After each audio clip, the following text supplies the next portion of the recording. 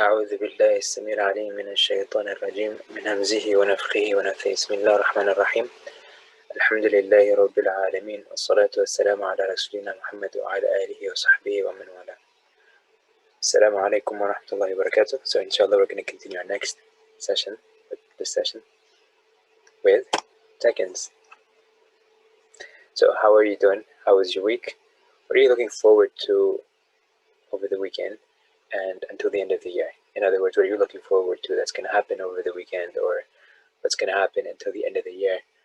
Some of those things. And what are some ways in which your perceptions have changed about whatever you do? What are some things that you are looking at differently? What are some ways in which you're looking at things differently, and in which you're approaching decisions and so on? And how are you accounting yourself for the why, meaning assumptions and like the reasons behind some things and whatever, the context and things like that behind your decisions? How are you becoming more mindful, essentially? That's the key word over here, mindful.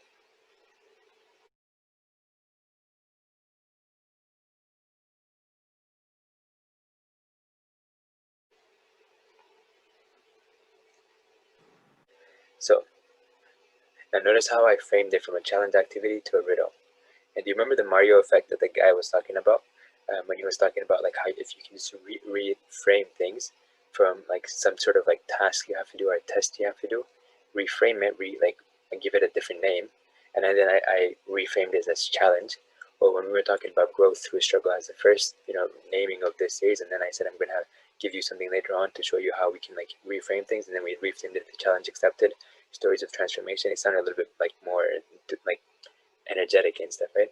So likewise here, I started off with challenge activity, and then I changed it to like a riddle, right? Because now your brains are like kind of more excited about that, because you have, with the connotation riddle, you have this idea of like fun and games. You might have done it in in a setting where like the people that were asking you the people who were asking you these riddles were doing it in like a playful setting and stuff, and it was like friends and so on. So you have happy memories, or like these other tags in your memory are like those tags and stuff, right? When I say tags, I mean like some description, some aspect of that experience that was in your brain recorded as like, okay, a fun experience, for example, right? So every time you search your brain for fun, right, or fun event, or like good memories and stuff, you're going to remember certain things because those things have the tag, the description, or the attribute of fun in the grand scheme of things, right? And so they might, each of them has their own unique set of attributes, but they also have, but between these events or scenarios and stuff, you have shared attributes. So in this case, fun would be one of them, right? So if you have games, for example, you might remember playing games and having fun, and everyone's like laughing and excited and stuff like that. So that's that. Now, on the other hand, somebody else might have a different data point, or like different set of data points that have a different trend line, and that could be where games actually were like like the parents might have said games are like for like crazy people, or like people that are lazy or whatever and stuff. And so um, therefore you're not allowed to play games and stuff, and like you might have had like and maybe like every time you played you lost and stuff like that. So now games are no longer fun because the attribute, instead of fun with this game, with games in general, now you have this attribute of like stressful and difficult and like failure and like all these things and stuff, right? And so now you're gonna look at it like that. But generally speaking, we do change names when we go from like the riddles and like games and stuff to when we get to work, for example, right? Although technically, if you think about it, your bosses are pretty much like hiring you, but to like actually solve puzzles, right? To actually do certain things that are going to make a bigger difference in the grand scheme of things, right? So it's like a team that each one is like putting their share of like their efforts, their talent and stuff, right? Or their skills that they've acquired over time. They're using those to help the team overall, right? And so they're actually benefiting as a consequence because the entire company or entire team is moving forward, right? But playing basketball is play, right? Because I said playing basketball, right? But nonetheless, when you're working in a company, you're doing exactly the same thing, and you're getting paid for it. It's like you could be having fun if you just let yourself think of it like that, and then you could be having fun while you're playing games.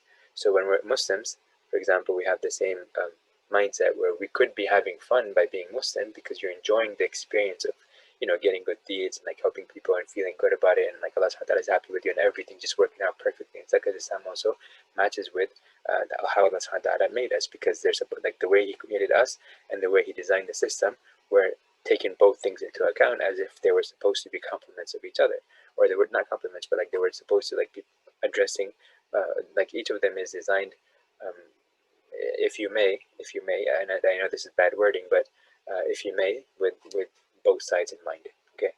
Because Allah Subhanahu wa ta'ala is doing it, so I don't want to get into like the concept of Allah has a mind or not, whatever, because we don't have, we don't do that. Like we're not getting into that discussion. Um, wherever we don't have evidence of the ghaib and stuff like that, like proofs from Allah Subhanahu wa ta'ala, we don't get into that. But nonetheless, just like the idea of like both of them take the other into account, because the creator is the same and He wanted to make sure that the one of them is designed to like match the other one, for example, right? So that's that. So in any case, now the topic over here, that the riddle here is this. And again, remember that there's two pieces of information that need like a missing, that have a missing link, or there's a missing link or a missing introduction, and then there's a solution. And then in the end, we know, like in a riddle, if I say, why did the chicken cross the road? So you know that it crossed the road, and there's an assumption that it crossed for a reason, as opposed to arbitrarily crossing it. But you can even consider arbitrary as as a reason, potentially, if you want to like do a broader category of that. So then there's a missing link, which is or not missing link, like a fill in the blank in the beginning, and then at the end of it you have the conclusion of the thing, which is that the chicken crossed the road. But there's other cases where something happens, and then the person ended up doing something, and there's something in the middle, which is the why the person did it, that we don't know, right? So just keep in mind that there are different like frameworks on how that could happen too. So in this case, you have a person who reaches out to you. He says he has committed zina, and he has a child from this woman and his family. And again, this whole family, these people are Muslim, right? And now the family has found out. He's very stressed, he's depressed, he's hopeless, and like he calls you and he talks to you with somebody else on the line from his family, who knows the situation and so on, right? Now, maybe that like his family members maybe not be like happy with him and stuff. They might be upset at him and stuff, and they might like be like kind of saying certain things to him or whatever because of their disappointment and stuff, right? And he at the same time is feeling very stressed, depressed, and hopeless, as in he's just like, I just can't really do anything, and I've tried and stuff. And he says that he lost a lot of money in some business, and now he feels actually you can also say that, for example, here, that he had some money that he had, and then it went away for some reason, right? He got a lot of money, and he spent it without without it like staying with him. Essentially, it just kind of disappeared, right? He had a lot of money, he got somewhere, and then it just kind of like went away, right? I don't want to get into details and stuff, because this is an actual case that happened, and the details I don't want to get into too much detail, because it can, in some cases, and not in this case, because I kept it vague, because there are multiple scenarios like this that I know of. But nonetheless, I'm going to keep some details private, so that it doesn't become easy for anybody to, even if they wanted to even get some idea of how they can solve who this person is, right? Because it's not about the person, it's about the context and situation and stuff, and the understanding that we can have in terms of moving forward. So he is willing to, he's tried and things are not working out. He's thinking that it might be evil eye or magic or something like that, and he's willing to do whatever it can, whatever like he can get access to in terms of whatever services or resources and stuff, to be able to get out of the situation. He doesn't like to be in that situation. It's miserable, right? And he doesn't want to be miserable, because we don't like to be miserable. In other words, from his perspective, he realizes his mistakes. Yeah, he made a mistake or whatever, and but now he wants to get out of it, right? But he doesn't understand what's happening. Why is his life being so difficult? Is he cursed? Is somebody like putting magic on him? Is somebody putting an evil eye on him? Is there is Allah subhanahu wa ta'ala not really is there something wrong between him and Allah subhanahu wa ta'ala, where because of which he is not able to get Allah's help? What is happening? What is happening over here? And now he's just confused. He just wants a way out. He just wants to do something, whatever it takes and stuff, to get going. And he has really low self-esteem here, and he just feels like he's a failure. Nothing is working out and so on. And he just doesn't like. He's just like, I don't know what to do. I'm like under this weight and this mountain, and I don't know what to do. And he was in college, and he dropped out of college. So Now he doesn't know how he's going to get back in because of the fact that it was a nice college, and now he left that too, and he couldn't study and so on. So what in the world is he going to do now? So it is a very overwhelming scenario, and it is very complicated in a way. So how would you address this? This is the question. Okay. Now I'll let you sink it in for a second.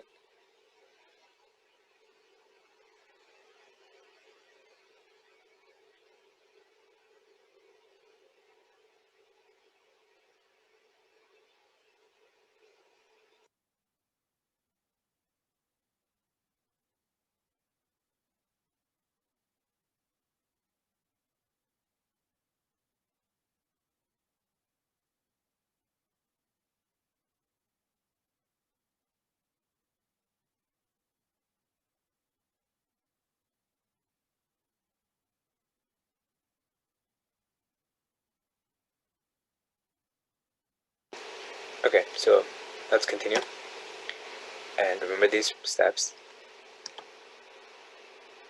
Remember this. Remember the keywords in here. I didn't use obviously all of them. There are a lot more keywords and things I could use, but I just wanted to put some.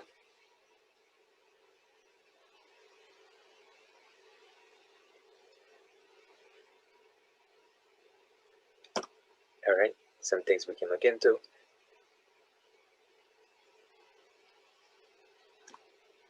As we get into step 3. First, there's intermission. And here we go. So which one would you like to go with first?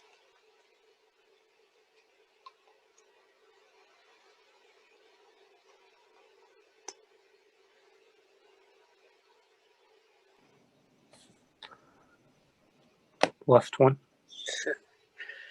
and I kind of like laughed a little bit because I was actually hoping that people would pick the left one, and last time I was hoping that it would go the way it went, and I was hoping the day before that it would be picked, the right one would be picked first, and so on. And so it worked out. So I actually intentionally put these in this order, and because I was thinking, like, you might have been thinking, okay, well, we tried the right one first, and then we tried like going from down upwards and stuff, right? And today let's try the left one. So I kind of framed it like that to kind of make it easy and stuff. So anyways, this is good. And now I don't know the future, and I don't know what's going to happen and stuff, but I was just looking at a pattern and stuff, and what people might tend to do and stuff, right? So that's just that. That's all it is. Like, okay, so let me open the video and let's get started. Paying close attention to something, not that easy, is it? It's because our attention is pulled in. Paying close attention to something, not that easy, is it? It's because our attention is pulled in so many different directions at a time, and it's in fact pretty impressive if you can stay focused. Many people think that attention is about what we are focusing on, but it's also about what information our brain is trying to filter them out. There are two ways you direct your attention. First, there's over-attention. In over-attention, you move your eyes towards something in order to pay attention to it. Then there's covert attention. In covert attention, you pay attention to something, but without moving your eyes. Think of driving for a second. Your over-attention, your direction of the eyes are in front, but that's your covert attention, which is constantly scanning the surrounding area where you don't actually look at them. I'm a computational neuroscientist, and I work on cognitive brain-machine interfaces, or bringing together the brain and the computer. I love brain patterns. Brain patterns are important for us because based on them, we can build models for the computers, and based on these models, computers can recognize how well our brain functions, and if it doesn't function well, then these computers themselves can be used as assistive devices for therapies. But that also means something, because choosing the wrong patterns will give us the wrong models and therefore the wrong therapies, right? In case of attention, the fact that we can shift our attention not only by our eyes, but also by thinking, That makes covert attention an interesting model for computers. So I wanted to know, what is the brainwave patterns make you look overtly or when you look covertly? I set up an experiment for that. In this experiment, there are two flickering squares, one of them flickering slower rate than the other one. Depending on which of these flickers you're paying attention to, certain parts of your brain will start resonating in the same rate as that flickering rate. So by analyzing your brain signals, we can track where exactly you're watching or you're paying attention to. So to see what happens in your brain when you pay overt attention, I asked people to look directly in one of the squares and pay attention to it. In this case, not surprisingly, we saw that these flickering squares appeared in their brain signals, which was coming from their back of their head, which is responsible for the processing of your visual information. But what I was really interested to see what happens in your brain when you pay covert attention.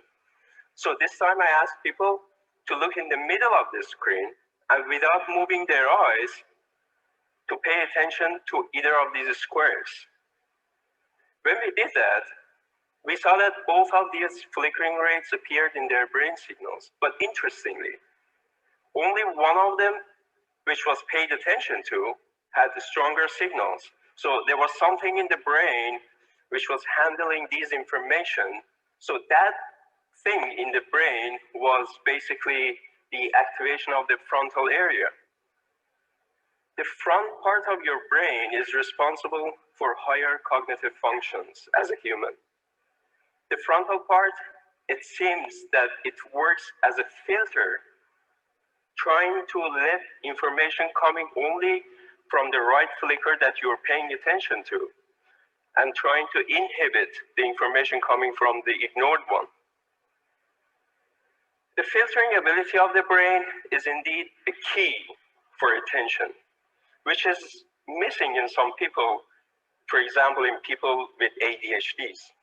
So a person with ADHD cannot inhibit these distractors, and that's why they can't focus for a long time on a single task.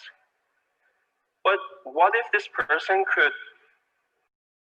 play a specific computer game with his brain connected to the computer and then train his own brain to inhibit these distractors? Well, ADHD is just one example. We can use this cognitive brain-machine interfaces for many other cognitive fields. It was just a few years ago that my grandfather had a stroke and he lost complete ability to speak. He could understand everybody, but there was no way to respond, even not writing, because he was illiterate. So he passed away in silence. I remember thinking at that time, what if we could have a computer which could speak for him? Now, after years that I'm in this field, I can see that this might be possible. Imagine if we can find brainwave patterns when people think about images or even letters. Like letter A generates a different brainwave pattern than letter B and so on. Could a computer one day communicate for people who can't speak? What if a computer can help us understand the thoughts of a person in a... Well, we are not there yet, but pay close attention. We will be there soon. Thank you.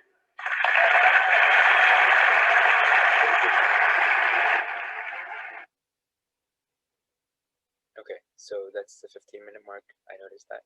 And also over here, just a note on how our brains are so programmable, and they're still exploring this, but it could be that because of certain things that we've learned, certain things that we've assumed, certain things that we've experienced and so on, that our brains ended up being a certain way, as in like, you know, the pathways and so on. But if we mindfully go back and try to understand or question some of the pathways towards making certain decisions, or even the assumptions that we made, the pathways in terms of our thinking, then maybe we can actually reprogram our brains without needing, for example, certain extra, external, like external, like tools, right? Meaning we don't need somebody to, for example, give us certain medication, for example, or maybe we don't need certain things like. And again, I am not in any way telling people to not listen to their doctors when they prescribe them certain medication and so on. But I am saying that maybe this is where the science is going now, because if they've understood neuroplasticity, and there was another TED Talk in 2001, I believe, they were talking about there's growing evidence of neuroplasticity. And in 2015, when Carol Dweck, when we did that TED Talk, in there she was mentioning something, like she mentioned the growth mindset, and from her experiments. So you can see as you continue moving forward that there are a lot of things that could happen. And another day I might share with you a video of how some people are like really exploring the idea of controlling things with their minds, essentially, right? For example, they have a computer interface that connects to your brain, and then sees the patterns and stuff and everything that's happening in your brain, and then based on that, it helps you in terms of like connecting to like a mechanical arm, for example, or connecting to your actual arm, and like sending out some signals, electric signals, right? But from those wires and so on, and then you're actually able to move your physical hand, right? So they're actually working on those things right now, where you think about something, that the signals are taken, transmitted to a computer. The computer then translated to signals that your actual body can understand. Meaning, those signals are the same types of signals that would cause certain chemical reactions in your hand, in your body, where muscle contraction can take place, and muscle contraction can happen in a certain way where it's precise and measured and so on. So there's contraction, and there's like letting go of those muscles and stuff, right? So when that's happening, then you can actually hold on to something and then let go and release of them, right? And like the preciseness by which we hold, like using our thumbs or fingers and stuff like that. So being able to do all that, and then being able to multitask super potentially. So this is where the science is currently, and it's more advanced a little bit, but this is something to keep in mind, that computers are being modeled according, like a lot of them, by the way our brains think, right? AI, natural learning, and so on. So in this case, this is something to to keep in mind, that when it comes to our brains, Allah subhanahu wa ta'ala made them really malleable. And when He instructed us to have good character and certain things like that, then these are things that we are able to change in ourselves. So when it comes to personalities, for example, they may not be as rigid as they were once assumed to be, right? They may be they may be very flexible indeed. And when it comes to certain dispositions that a person has, maybe we can adjust certain things, the way we think, the way we do things and stuff, right? And that we actually have more control than we thought we did, or that we assumed that we did. And so with that in mind, let's go to the next video, inshallah.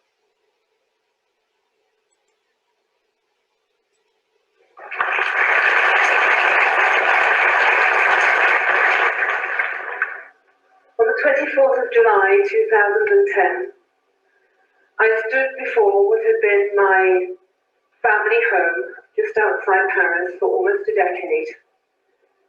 The house was completely barricaded up. It was impenetrable. The windows and doors all barricaded.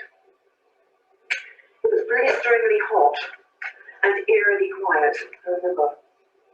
I stood on the pavement in front of piles of my children's clothes, their toys, photographs, various pieces of furniture and kitchen equipment. Glued to the spot, paralyzed with fear and overwhelming nausea. My children were gone, and I did not know where they were. Every mother's nightmare. And so ensued a journey of over 5 years, which took me from France to the Middle East, to the Hague Tribunal, to the UK, and back to France 37 times over that period. It's been a roller coaster of immeasurable difficulties, punctuated with moments of hope and belief, an unfolding of priceless lessons, which helped me break through barriers of fear and all its divergent forms. I believe that a thought is just a thought, and that we choose our thoughts, and that we are masters of our thoughts. In the light of the universal law of duality, hot and cold, in and out, kind, unkind, good, evil. It's the idea where two extremities are either side of the same coin, or if you like, a wide spectrum with each extremity of that spectrum. And so it was for me in terms of blame or responsibility, victim or hero, looking for all escape routes or burning bridges with no possible eventuality of retreat. So I decided that I would be the hero of my story, that I would be responsible for everything I did, everything I didn't do, but particularly how I reacted to what was done to me. One of my biggest fears that I had to break through was the judgment and criticism that I may not be a good mother, or even worse, that I didn't love my children. But what I realized is that no one can make us feel inferior without our consent. And that's actually what people think of me is none of my business. So the days went from weeks and the weeks to months and the months to years. And I learned to break the barrier of mind over mattress. Failure was inconceivable, unimaginable. And I was at a point where I had one weapon, one strength that overrode anything else. And that was the unconditional power of a mother's love. I believe that at the beginning of every new year, we feel really full of hope and enthusiasm and happiness. Do you agree? But let me tell you, this isn't a scoop. This year will probably be pretty much like last year, full of difficulty and opportunity. What I chose to understand was that actually difficulty can also be an opportunity to break through the habits of negative thoughts that do not allow us to have a better life for ourselves and the people that we love. I also read that for every failure, it has its seed of its equivalent success. So I thought to myself, wow, with this huge failure in my life, I am surely destined for greatness. So I was able to trick my mind into believing that this was something that I could turn into a positive. Maybe the struggle itself was necessary in order to be able to break through those barriers of thought. I love the story of the man who finds a young butterfly still imprisoned in its own chrysalis, struggling to break free. And the man takes pity on the poor creature and breaks the chrysalis open, hoping to ease the passage of the butterfly into its freedom. But unfortunately, when the chrysalis is open, the butterfly falls to the ground and it dies, because it needs the struggle to be able to grow the strength in its wings to break free. And just as I had to, with my struggle, strengthen my wings, which enabled me to break through the negative patterns of my internal dialogue and mental images. Maybe my willingness to learn, or my willingness to change, was what serves me most. Because I believe that when we want to change and we are willing to change, we can focus all our energy on building the new and not fighting the old. And in fact, during that time as well, I built a brand new business which now expands over 4 continents. I had this idea in my mind. I wanted to build something to provide for my family when it was reunited. I promise you there were challenges every day, and I had to drill really, really deep in order to push that boulder up the hill. And there were times when I faltered, and times when I had to stop and draw breath, but I never lost my resolve, because my fuel was a burning desire to reunite my family. The juice of belief is the fuel of life. Gratitude is the antidote to all feelings of lack, even when the horizon is looking gloomy and we still feel that that boulder is a very long way off the top of the hill. I have learned that one of the things that we must do is always focus on the now, because the point of power is always in the present moment. I chose to break through my mental prison of self-righteousness with resentment and set myself free with forgiveness. Now, I have also found that quantum leaps of progress, well, that doesn't really happen. I would say it's more like incremental change on a daily basis that allows us to really take control of our thoughts. I love the expression, we must take control of self, otherwise self will control us. So, as a starter, I thought about what I wanted people to say about me at the end of my life, or what I wanted to be able to say about my life, to find my purpose. Start with the end in mind. And that vision served as a gravitational pull towards excellence and servant leadership. I also surrounded myself with people who fanned my flame, who believed in me, who supported me, who applauded me, and who picked me up and kicked me up the backside when I was having a pity party. And then finally, the power of journaling, writing every day, my thoughts, my fears, my hopes, my aspirations, my visions, what I was wanting to create, because I know that I am the creator of my own reality. So she didn't mean the creator of the writing of, she meant Germany, or sorry, not Germany, journalism. So she was talking about journalism. So there's a power of journalism where you write and you reflect and so on.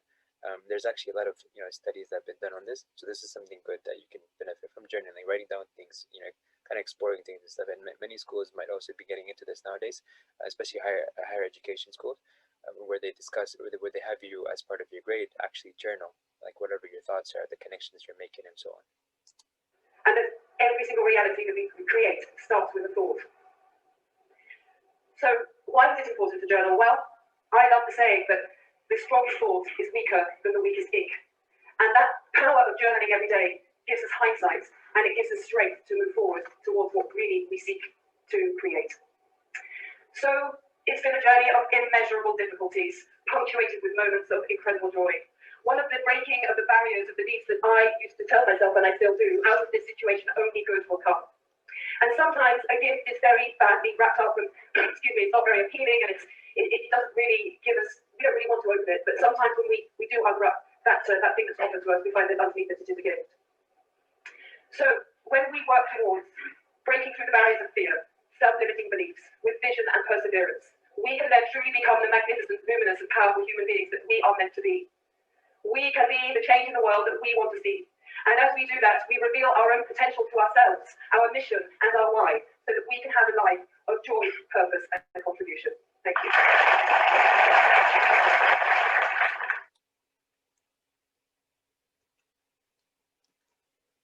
So over here now, we discussed some of those things about how actually her experience itself is the definition in a way of sabr.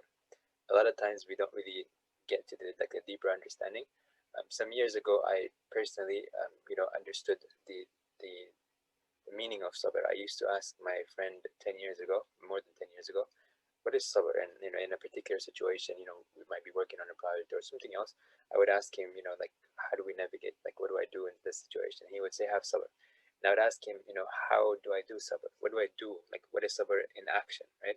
How do I do sabr? And he wouldn't have an answer, because most of us don't have answers to these questions. And so I went through certain experiences, and then after which I understood the deeper understanding of sabr. Sabr is when you know that at the end of the day, there is some good that you're going to get, but it's just a matter of you have to keep pushing so you can get there. You're on this road, this is the pathway to get there, and you're going to keep moving there, knowing that one day, whenever that day comes, you're going to get there. So in some things we're actually able to measure that, and in other cases we're not. And sometimes you have a mixture. In some cases where you are able to keep up with general checkpoints, but in some cases, as part of the process, the pathway that you're taking on a daily basis may not actually end up helping you getting to that particular checkpoint. So you might have to adjust slightly day to day.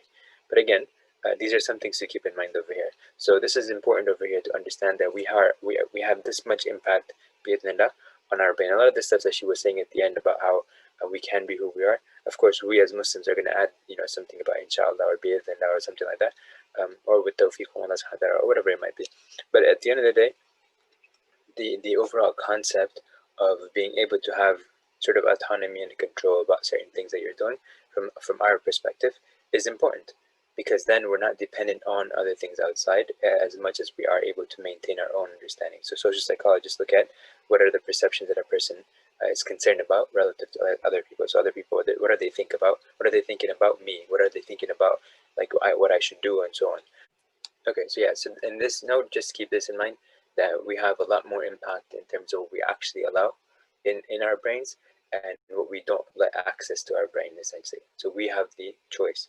And every time, and it's as simple as, if you decided to come and join this call right here, or this webinar, if you decided to, for example, pray, at a certain time, if you decided to pray to begin with, if you decided to fast in Ramadan, if you decided to go to work on a certain day, if you decided to move your hand a certain way right now, if you are listening right now, right, all of those things are conscious decisions. Here you're not actually automated and stuff, you are making a decision over here. So if I told you to raise your hand, everyone just take a breather, just pause, take a breather, and raise your hand.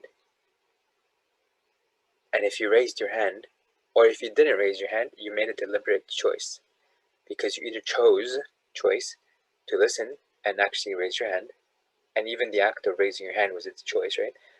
Or you decided not to listen and not raise your hand. In both cases, you made an actual decision. You had a choice, and you picked one over the other. Now the whys might be different, or maybe similar, or maybe some of them might be similar as another person, and some might be different, some aspects of them. So, but nonetheless, the idea is that we have this much control. So if you wanted to pay attention, you could pay attention to certain things. Now it's a matter also of training. So this is where we go back to the idea of the growth mindset. You can work on it, and there's a number of 10,000. I think I had mentioned 70,000 in one of the earlier recordings. It was supposed to be 10,000 hours that people have mentioned. In terms of what is like a number of hours that you might spend in a particular skill. Of course, this number is debated, but the idea is a lot of practice, right? So if your person is immensely is practicing a lot, then that person is able to then create or to strengthen the pathways into whatever habit it is that they want to actually be the norm for them, right? So in this case, to break a path would also mean that you have an active intervention, like you're being mindful before you're about to do something, and then you try to find ways to prevent yourself from actually completing the action itself, right? And so you find ways to like just kind of chip away at the connection that's been made. That's the norm that you're doing normally, right? And then that's how, and then you can replace also simultaneously with another pathway that you want to have in terms of another habit, and then you can maintain that every time consciously until you start getting used to the new one. So if you were to, for example, in your salah you were reciting Surah Al-Fatiha, and then you would recite Surah Al-Ikhlas, like Qul Huwallahu Ahad and stuff every time, right? But now you did it so many times that your brain just remembered, okay, when you're standing up, the first one, the conditions are first rak'ah, when you're praying, whatever. In that case, just recite Qul Huwallahu Ahad after the Fatiha. Now it did it so many times that it just used that as a pattern to make it easy for you, so that you can focus on bigger things in your life, right? And so you focus on bigger things in your life, which are those things that are on your mind when you're praying. And so you get distracted with those things. But on the other hand, if you wanted to say, wait a minute, I don't want to just keep on doing Qul Huwallahu Ahad. I want to also, let's say I want to do instead Surah Al-Falaq now. Okay, then you just tell yourself, every time I'm going to get into this thing, I need to remember to keep my attention until the point of reciting Qul Huwallahu Ahad, so that I can tell myself to change that. And then all you got to do is tell yourself that I will remember that to break this cycle, I need to have attention up until that point at least. And so you're going to force yourself to have focus on this until you get to that point. When you get to that point, then you're going to say, okay, I'm about to say Qul Huwallahu Ahad, let me instead say Qul Huwallahu Ahad, and do that until it becomes automated, in the sense that you've built that habit, right? And I don't mean to say that people should have these things as automated, that you should always be mindful by thinking about what you're reciting, why you're reciting this over something different and stuff and so on, so it doesn't become automated, and your brain then is able to make all these connections with what you're reciting, what you're experiencing, with whatever else has accumulated in your experience up until that point, right? So let's say in Fajr you were reciting something, and then in Dhuhr you're reciting something, and if you pay attention to what you're reciting, there might have been something that happened between Fajr and Dhuhr that might help you make deeper connections on what you're reciting. So because you're being more mindful and conscious of it. So with that in mind, let's go back to over here. Someone reaches out to you, and by the way, if you have anything over here, you can let me know for this one, and we can go into that. But I just want to give you some, like if you don't have something, so I want to give you some time to think about something. Otherwise, we'll just continue from here, and we can stop here if nobody has anything that they want to discuss in the other thing, inshallah. So with that, what is your answer here?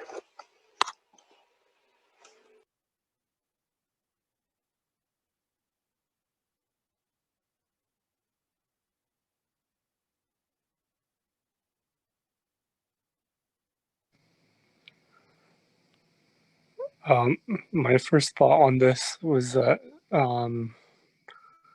like the magic or evil eye, like that was like I put that more in the back burner. I don't think that could be the focus of this. Why not?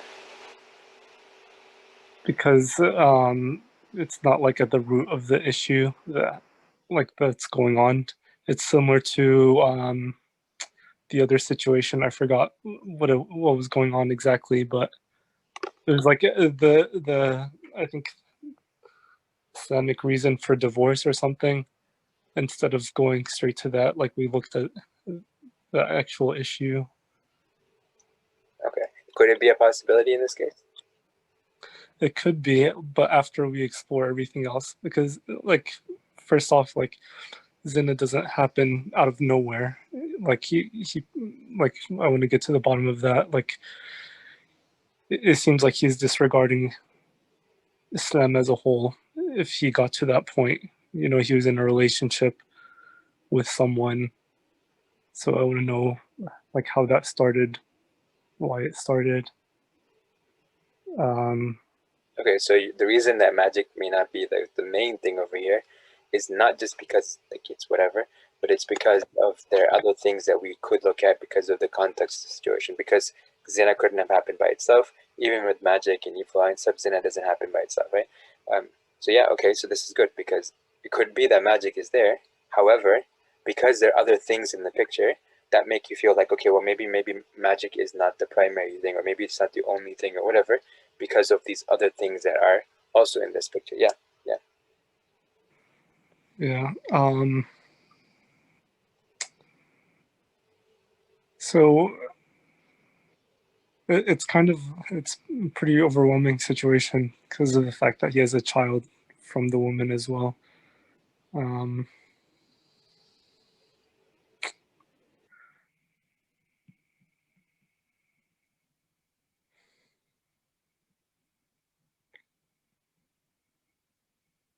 Do you need more? Do uh, you need more time to think? Think. yeah, I'm thinking more to go about this. Okay, take your time. You can mute yourself if you want for a little bit, or if you have something, go ahead. Okay.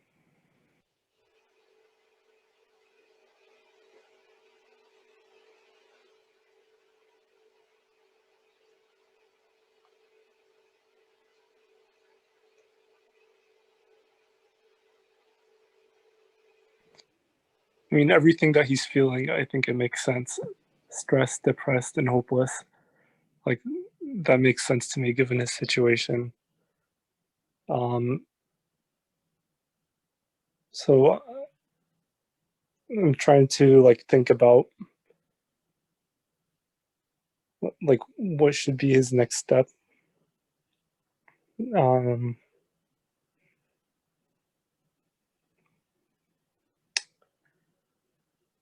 yeah, I'm not too sure exactly. Okay, and that's okay. You know, when you practice, when you try to figure out solutions to things and stuff, that practice itself helps you because sometimes the person is going to say, well, no, that's not it. And sometimes they're going to be like, oh yeah, that is it. Or maybe I didn't think of that could be as a possibility. So what helps, what that does is that it helps you feel a little bit more confident. You remember there was a time when you asked about something, let's say a person is, you know, in a meeting or they're about to lead a meeting and stuff, and they might get a little bit stressed out and so on, right? So here, it's just taking the first step. So what is the first step in this case that you would do? Like, or what you think that you should do? And again, we could discuss that. So we're role playing or scenario planning here because it helps you when you actually come into a similar situation that you know some of the techniques or strategies you could move forward with. And it may or may not be the best one, but at least you have a better understanding of that than you did beforehand. Yeah. So the first thing I would try to do is get to the bottom of his relationship with the woman because that's like a huge part in all of this. I would ask him like what pushed you into this relationship with the woman. Okay, why do you think that would be relevant here?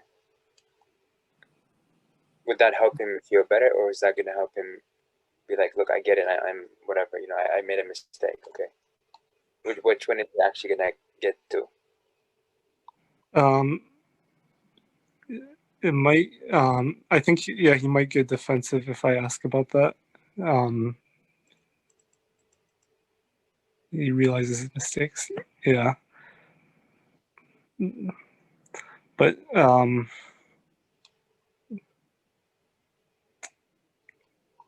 guess I want to understand like what made him feel like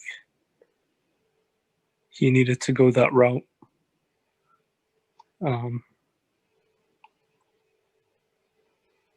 Okay, is that the only issue? Is that the fundamental issue here? I mean, I think the fundamental issue is like he has a lack of deen in his life.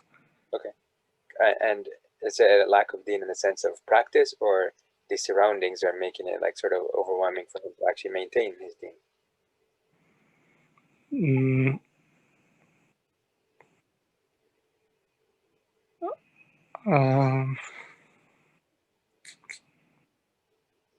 So, for example, let me give you an example on this. So, for example, there might be a person who might be in a situation where it's like not many Muslims, but like, or even Muslims, but they're the majority of the stuff that's happening around them is like zina and like, drinking and partying and all those kinds of things and stuff, right?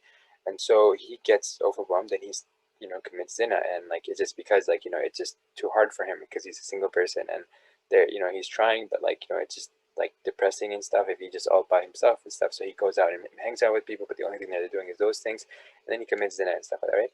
So is that a valid thing, or like do we stop there? Or could a person say, like somebody might respond to this, say, okay, well in this case the person should just, it's okay, it's not a big deal for him because he's a victim of his circumstances, for lack of a better phrase, right? But on the other hand, we could also respond by saying, well, you know what, there is a solution in Islam, you can get married. Okay, well then he can actually do whatever it is that he wants to do outside of marriage, he can do inside the marriage. But then the question would be, okay, does he have the money, finances, resources, and stuff, right? So this is where things get deeper and deeper and stuff, right? But at the very beginning, what is it that we need to understand? That the context has an impact on him, and at the same time, he also has some autonomy. So we have to figure out a way to actually balance the two.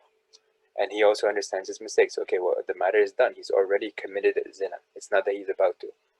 Okay, so what happens then? So how do we take that into account in terms of addressing his situation? He's committed it, he feels bad about it, he knows it's a haram and stuff like that, and all these things. What do you do now? He's just going at it. He's like mentioning to you all of these things and stuff, and you listen. You give him time to just kind of clear himself out and stuff. Kind of. Now he's done. Now he's done talking. Now it's your turn to respond. Anybody can answer this. I'm just giving you some more things to think about.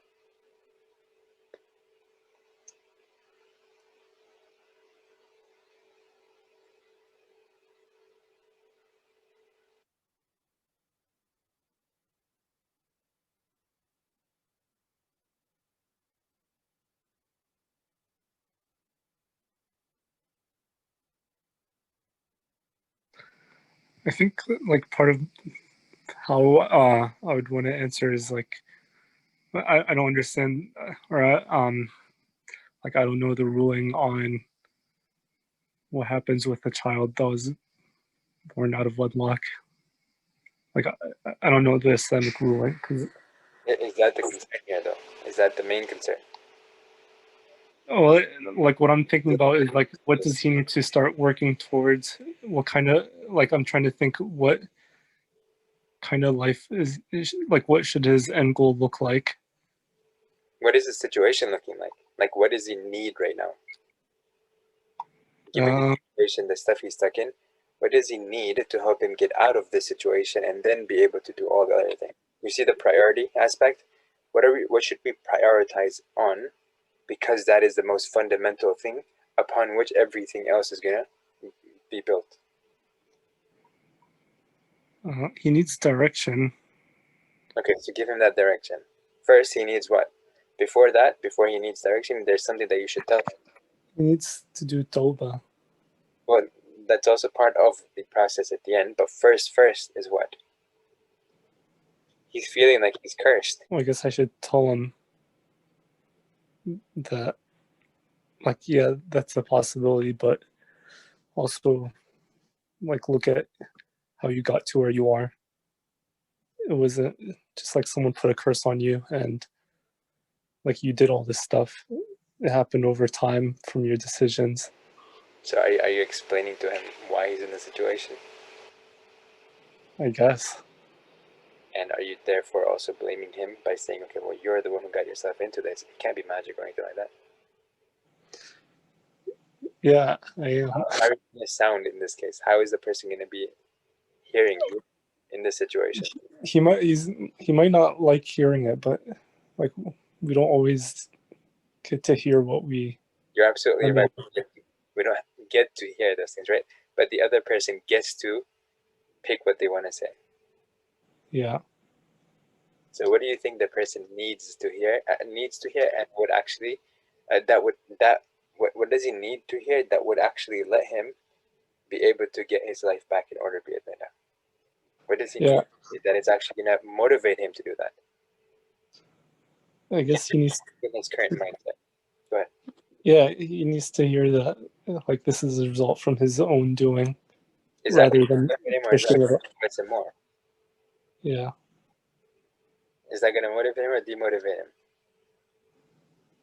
Notice the state of mind he's in.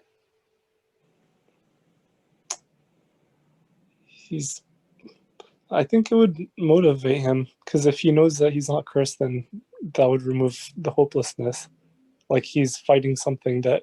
Why does he believe that that he is cursed? He's tried everything. He tried to make amends and stuff. He doesn't pray all the time, but he tries. I mean, like, he's trying to wake up. He's trying to do all these things, and he's like, but everything is just not working out. Okay, I would want to hear what he's trying exactly. So okay, that's a good point, because he said he's willing to try anything, and he has tried some things before. So he feels like he's tried whatever he could think of, but he's just not able to figure out what's going on. Right? Remember that part? Yeah. Yeah. Okay, so the first thing that you would do, does anybody have anything else they want to add? Or just before I get there? It's depending upon the personality.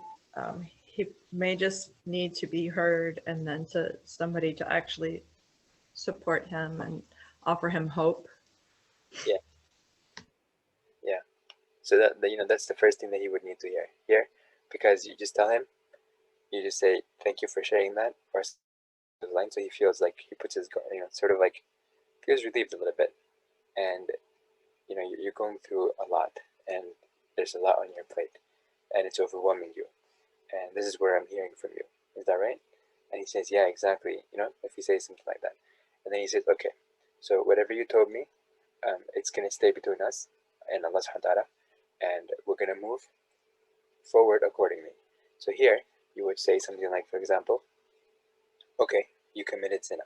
Is there hope for forgiveness? Of course there is. Allah subhanahu wa ta'ala forgives sayyat, and in Surah Al-Furqan, Allah subhanahu wa ta'ala mentions the person who commits zina, and then he talks about the person who actually, and the person then follows up with repentance. إلا من تاب وآمن وعمل عملا صالحا فأولئك يبدل الله سيئاتهم حسنات. Allah subhanahu wa ta'ala is going to replace his bad deeds and make them into good deeds. Right? But this is the person who goes through the process of من تاب وآمن وعمل عملا صالحا. Right?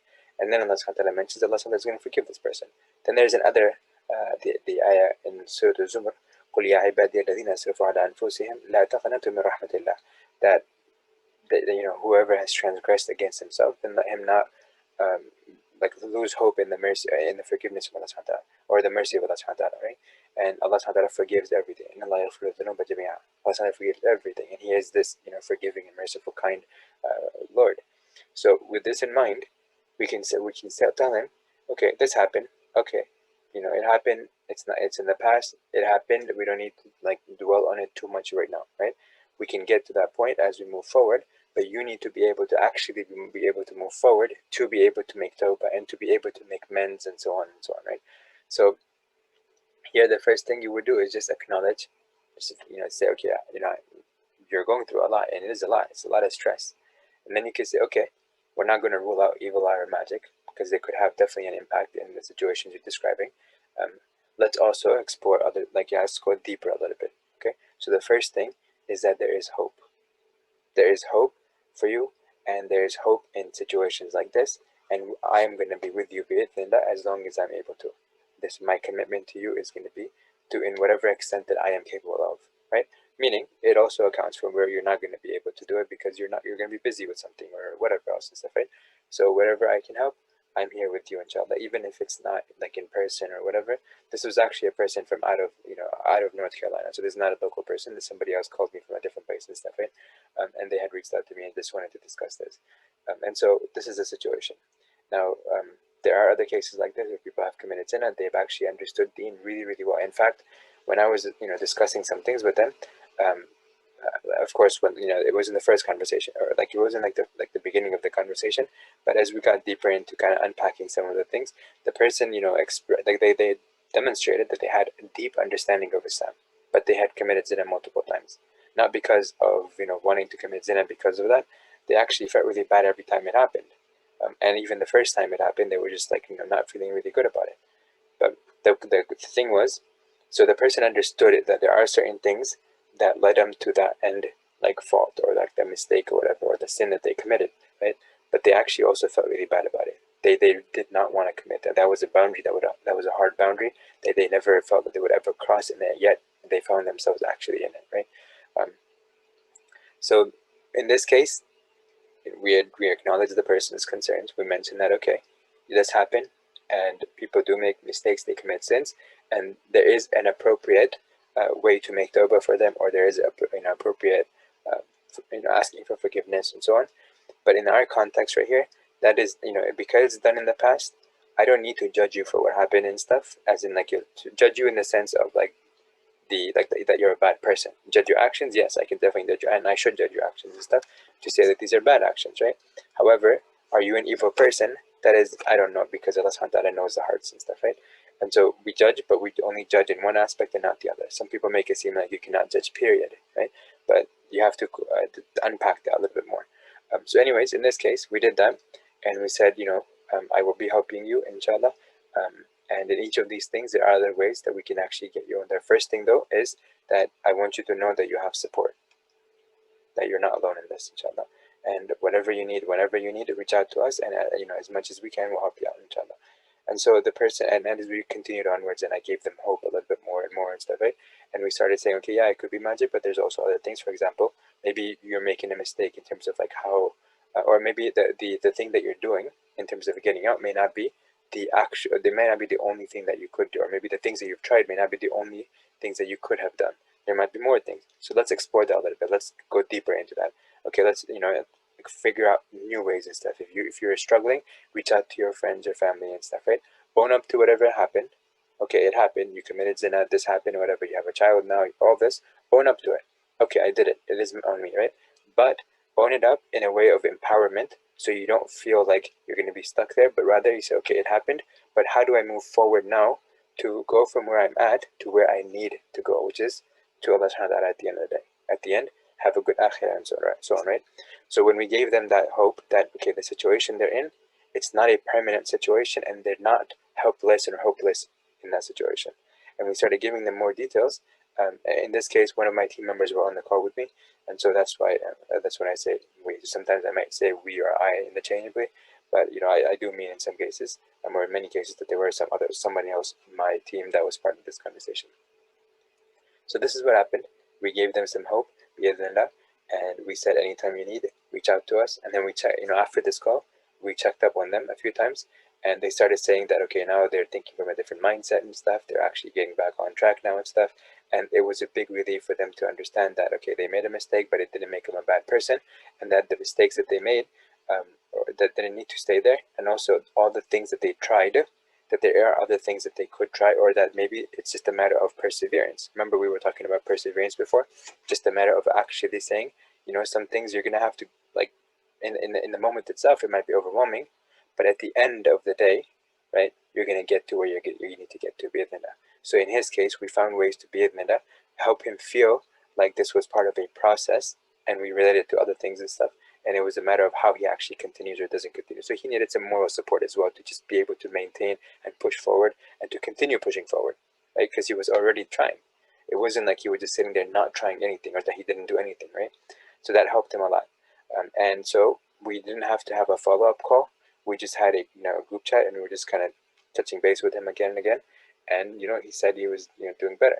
Now, he didn't reach out to us after that, as an actual phone call and stuff, or asking for help or whatever. So it looks like he actually, bi'idhnillah, hopefully, is making that progress and stuff. And so that's that. So sometimes people just need that one sort of like push. It's like, you got this, keep moving, you can do this, and anytime you need me, I'm here with you, inshallah, bi'idhnillah. And that's it. And also to say, hey, you tried, you failed, but that's part of how things work. Sometimes you might try some strategy and you think it's the best one, but then it might not be the best one, so try another one. It's not like that's the only strategy, or it's not like you're a bad person because that strategy didn't work or whatever. That would be a fixed mindset, but we are running on a growth mindset because our brains change, our understandings change, and so on, and that's just how we are.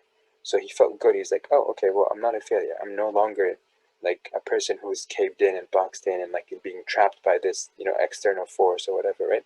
But he felt like, oh, okay, well, Allah subhanahu wa ta'ala does give me hope. Allah subhanahu wa ta'ala opens doors for me to help me out of my he provides like a makhraj, like an opening for me in my context to help me get to wherever I need to get to, even if I've committed the biggest of sins, as the ayah that I mentioned, Surah Al-Furqan, and also in the ayah in Surah Zumar and other places in the Quran, like Surah Al-Nisa and Surah Al-Najm and so on. So great stuff from there that helped him then I move forward. And so this is something that we could do here. The purpose was not to make him feel like he got there because he got there because of his disobedience to Allah subhanahu wa ta'ala. He already knew that. He already felt bad about that. But the idea was, okay, well, how do we move forward now? What is the key issue over here that was holding him hostage, essentially? And that was his own mindset. He felt like he tried everything. People are saying, well, you made this mistake, you made that mistake. His family might have been saying certain things that were not reinforcing, and they were actually making him go into depression even more. But when somebody else from his family was on the call, so but after they heard everything, they may have started looking at things differently, and they might have said, okay, you know what? Yeah, okay, you did this. Okay, I'm not gonna keep focusing on the mistake, but I'm gonna focus on how to get you out of this, back on track and stuff, and so Allah will forgive you. And there was a person, he goes like the story goes by Ahmad the Repenter, and one of the speakers, you can look it up online on YouTube. The thing is called Ahmad the Repenter, and so it's a story of a person who committed zina, and then after that his life just completely transformed, and he became one of the greatest, like the ibad and stuff, right? In the sense that he was worshipping Allah subhanahu wa ta'ala, and the way he died and stuff, all those are indications that Allah subhanahu wa ta'ala had accepted his like repentance and actually elevated his status really, really high and stuff, right? So things can happen. People can make mistakes. Abu Bakr, Umar before he became Muslim, or Khalid bin Walid before he became Muslim, or Abu Sufyan before he became Muslim, right? These guys were initially enemies of Allah subhanahu wa ta'ala, and yet they are among the best of mankind to have existed since the Prophet ﷺ. These are the people that actually fought the Prophet ﷺ. Abu Sufyan in the battle of Badr, Khalid bin Walid in the battle of Uhud, and so on. Umar throughout the life in Mecca and so on. All these people are enemies of Islam. Amr ibn As, the one who went to Abyssinia to try to to bribe the king, the Najashi, into giving up the Muslims and stuff like that, right? He ends up becoming Muslim and so on, right? So he was the one who asked the Prophet ﷺ, who is the most beloved person to you? And he's the one who asked the Prophet ﷺ when he was about to give him bay'ah, he pulls his hand back and says, I've committed, he says that, I'm not going to be forgiven for the stuff I've done against Muslims and Islam and stuff, right? And the Prophet ﷺ tells him that, that whatever comes before Islam is forgiven, and whatever happens before Hajj of evil deeds and stuff like that. So this right here is that understanding for us, that at the end of the day, yeah, he committed a crime against Allah, and yes, it is one of the biggest, it is one of the kaba'ir and stuff, right? However, it doesn't mean that he loses hope. The Khawarij, on the other hand, did make it feel like that. So they said a person who commits at least like a bulk of or a group of the Khawarij, they said a person who commits major sin and he doesn't repent and he dies like that, then that person cannot go into Jannah, because going into Jannah needs a qualifier or like a subdescription or an honor, a title, a certificate essentially, and that is your iman or being Muslim and so on. But when you commit a major sin, then that's stripped away from you and so on, or you don't get that, and as a result you're not able to get entry into Jannah because you don't have the ticket essentially to Jannah, right? The certificate to enter Jannah or whatever. And so therefore the only alternative that you have is to go to Jahannam and stuff, right? So that's what they concluded, and this was wrong. But nonetheless, the idea is just keep that in mind in the grand scheme of things. The tafsir of the ayah, and so the Zumar, one of the one of the descriptions of that, one of the details that the Mufassirin went into, was that Umar radiallahu and 2 other people had made a pact to come together, and they were going to go and leave Mecca at the same time. And they said whoever is left behind, then we're not going to wait for him. We're just going to, whoever comes is going to go, right? So one of the people was actually, he stayed behind, and another one actually came, but then some of his family members came and they were trying to bribe him, take him back and stuff, right? So eventually, long story short, he was taken back, and he was taken and stuff, and the people ended up tricking him and eventually captured him and stuff, and then took him back home. And then the whole story happens. This is the situation with the lady, his mom had supposedly said that she's gonna stay out in the sun, and she's not gonna go until her son comes back, and she's not gonna eat, or she's not gonna comb her hair until until he comes back and stuff, right? And so anyways, long story short, the person leaves and goes back and stuff, and so and at that time they used to think that the person who leaves Islam is never going to be forgiven by Allah subhanahu wa ta'ala, and that's the end of this thing, right? But then when this ayah was there, when Umar was got this ayah, he sent it to this other person back to Mecca. And this guy used to go out and think about it and stuff. Why did Umar send this? What is the meaning of this? Why is this relevant to me and stuff?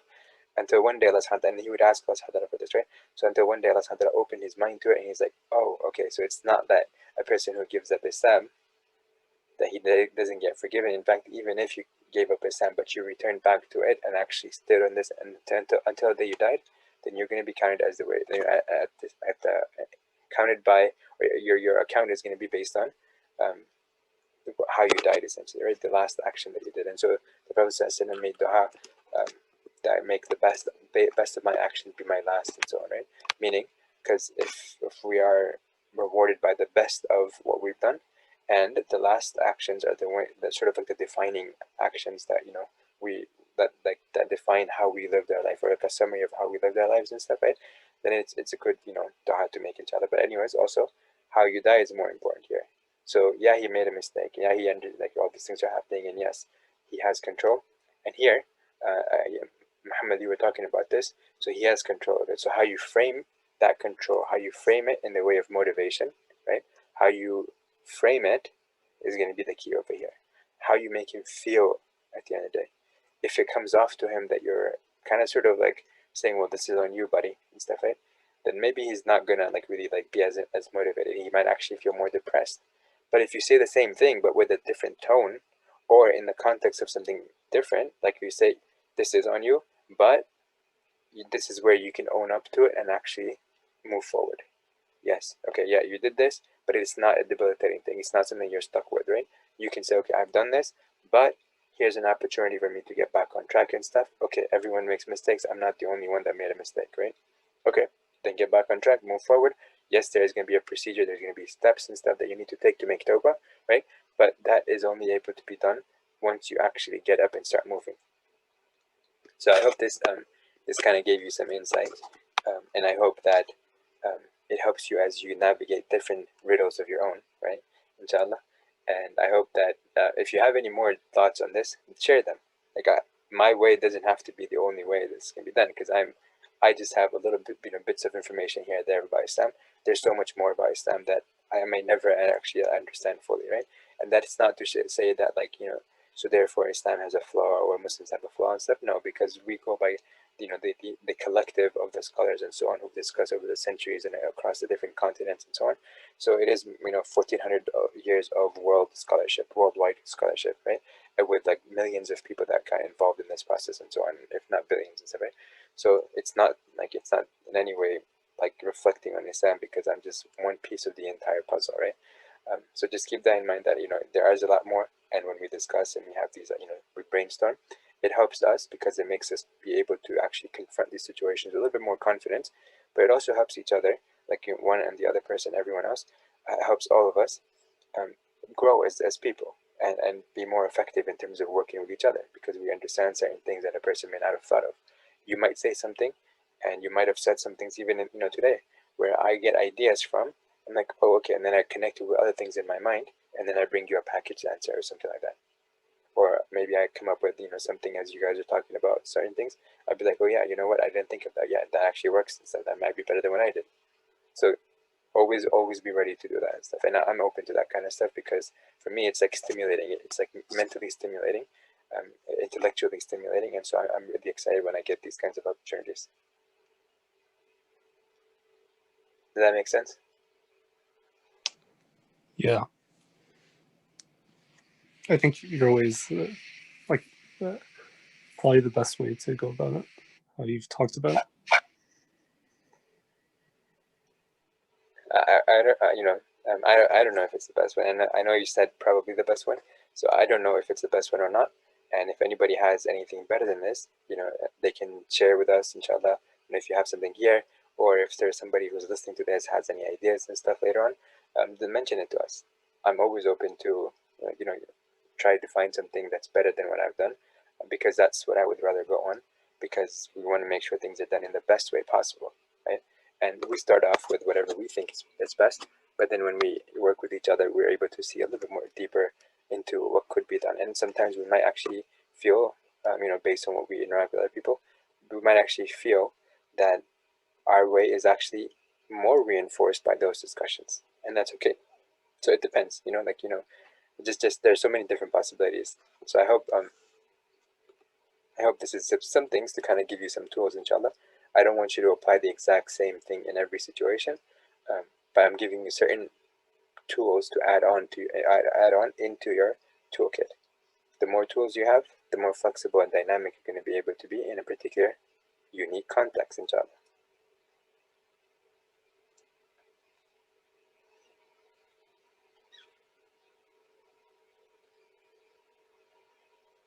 Okay, so I'm gonna conclude, inshallah. I'm not gonna go into this because we are into, like, the time is up. So we'll go ahead and conclude, inshallah. If you have any questions, you can always reach out to me, or you can email youth@icmnc.org, and we can go from there, inshallah. Or you can also directly reach out to the imam. I believe the imam's email is also imam@icmnc.org. So with that, inshallah, I'm going to stop the share. Subhanakallah wa bihamdik, ashhadu an la ilaha illa anta, astaghfiruka wa atubu ilayk.